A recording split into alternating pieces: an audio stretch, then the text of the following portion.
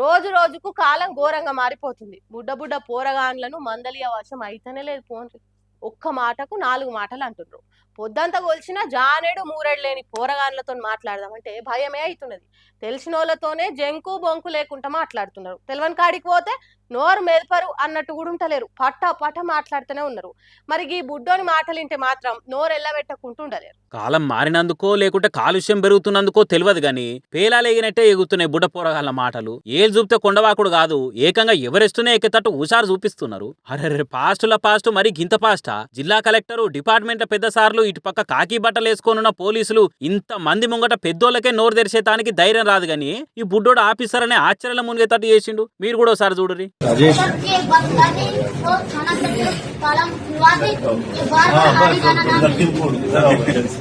तो ये कक्षा 7 में पढ़ने वाला बच्चा है।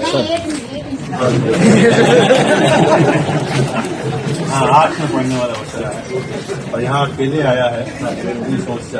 ठीक है, एक बार जाके देख लीजिए, घर का झगड़ा है उनकी ताई करवा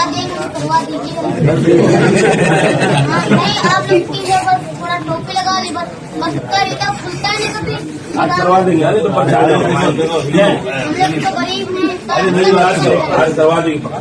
చూసిరా సురకత్తుల సొంటి మాటలు ఎట్లా మాట్లాడుతున్నాడో. పెద్ద పెద్ద ఆఫీసర్లకే ఏం మాట్లాడాలనో తెలియక నవ్వుతున్నారు. ఈ బుడతన్ పేరు అమితాబ్ గుప్తా. ఉత్తరప్రదేశ్ లో లఖింపూర్ కేరి అనే ఊర్లో ఉంటాడట. ఎక్కడ జనం తక్లీఫులు తీర్చేందుకు సర్కార్ ఆఫీసర్లు సంపూర్ణ సమాధాన్ దివస్ అనే ప్రోగ్రాం పెట్టి పబ్లిక్ కష్టాలు తీర్చే పనులు చేస్తున్నారట.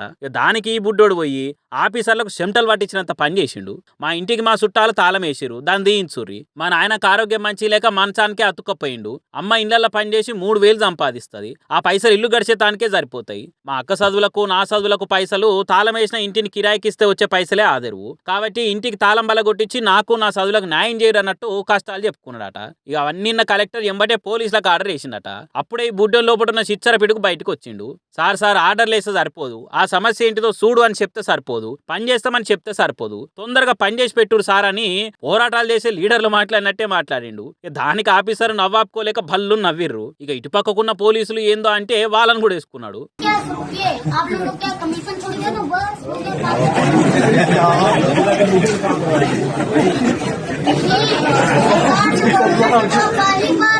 చూసిర్రా ఎట్లా మాట్లాడుతున్నాడో. ఇంత బాగా మాట్లాడుతున్నావు, ఇంతకు నువ్వేం చదువుతున్నావు బుడ్డోడా అని ఆఫీసర్లు అడిగితే अभी तुम्हारा काम है केवल पढ़ना, कोई परेशानी आए तब भी उसको दिमाग से निकाल दो।